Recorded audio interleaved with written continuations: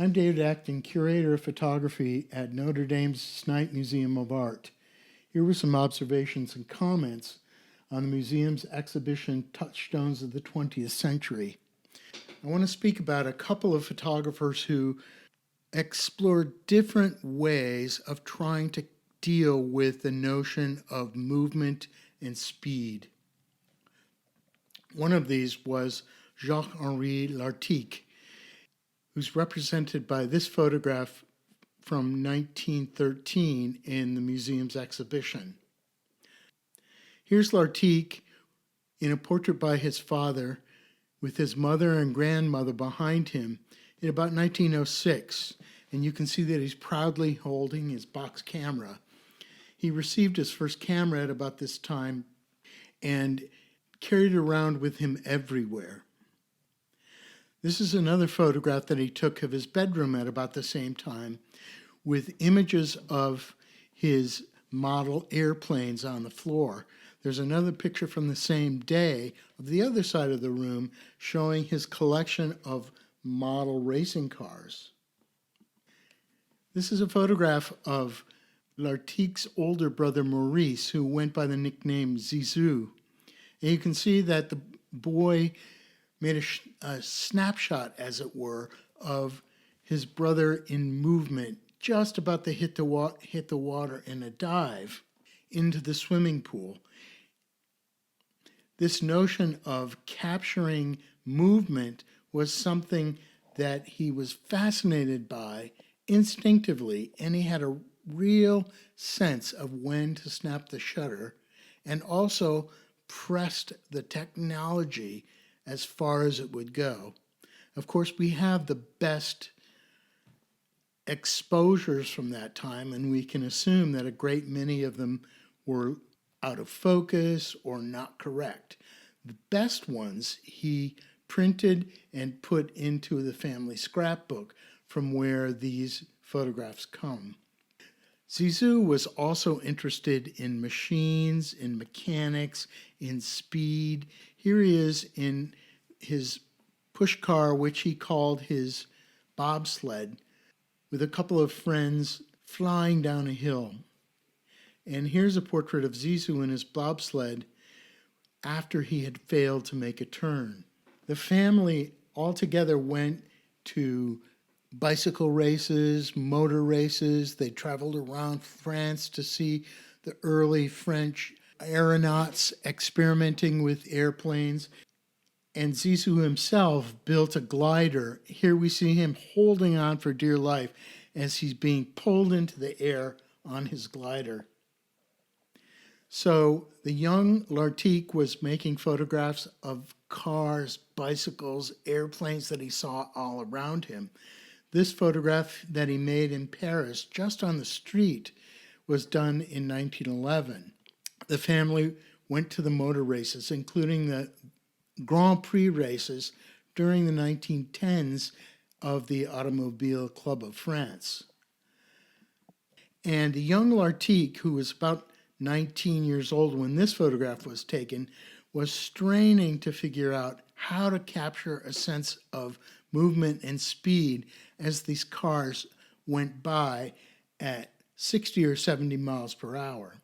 Photograph in the exhibition taken at the Grand Prix in 1913. It's a photograph that was made as the boy was standing on the side of the road and panning with his camera, trying to capture the cars as they sped by. And his camera used a shutter, which was like a garage door in miniature, which opened from the bottom up very quickly. So with the car going to the right and the shutter going up, the combined movements created this illusion where the image seems to slant away diagonally from the center. Now, if Lartigue had been able to pan quickly enough, and if his equipment was as fast as the equipment we have today, the wheel would not be an ellipse, it would be round. And the figures on the other side of the road would be hidden behind the car itself. Just by chance, the boys were interested in machines and in speed and in energy and in the expanding pace of 20th century life, just when artists, particularly Italian artists, were responding to the same thing in a style of painting and sculpture that we call futurism. This group of artists included Filippo Tommaso Marinetti, Umberto Boccioni, Giacomo Balla, and others. This is a painting by Giacomo Balla made in 1913 called The Speed of an Automobile. And Balla represented this grid showing the landscape, as it were, and then swirls showing the way that the wheels moved and the way that the air currents moved around the car. And actually, he took the car itself out of the picture altogether.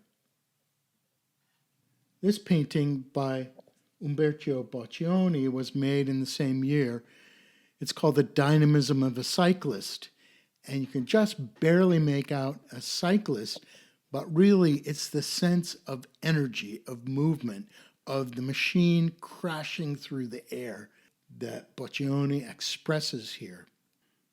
In Lartigue's Grand Prix, we can see how brutal it was to drive this car with a huge steering wheel and the driver's hands grasped tightly.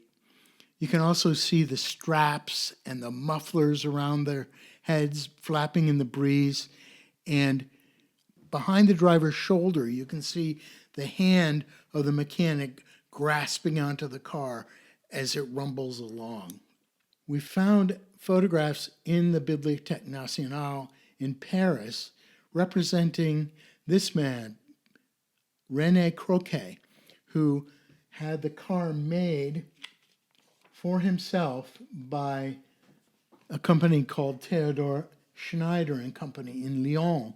Croquet made the car and drove it himself in the Grand Prix, which was held on July 12th, 1913 in Amiens.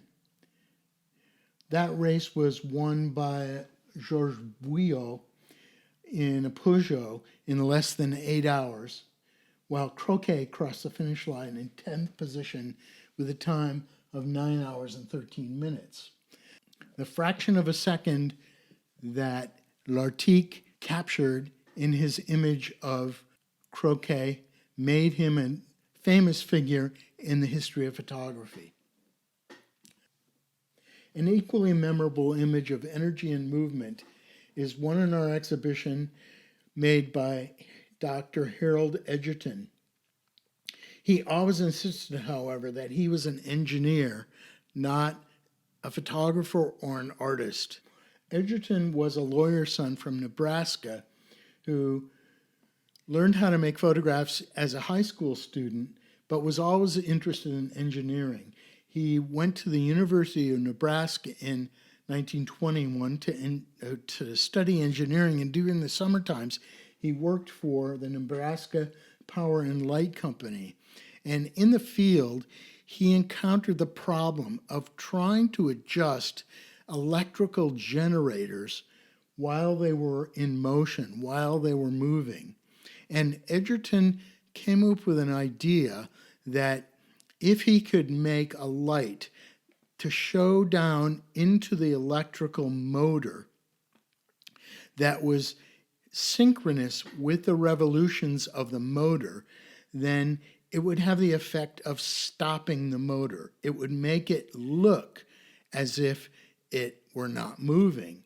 And by adjusting the frequency of the light and the frequency of the engine, he could create the adjustments that he desired.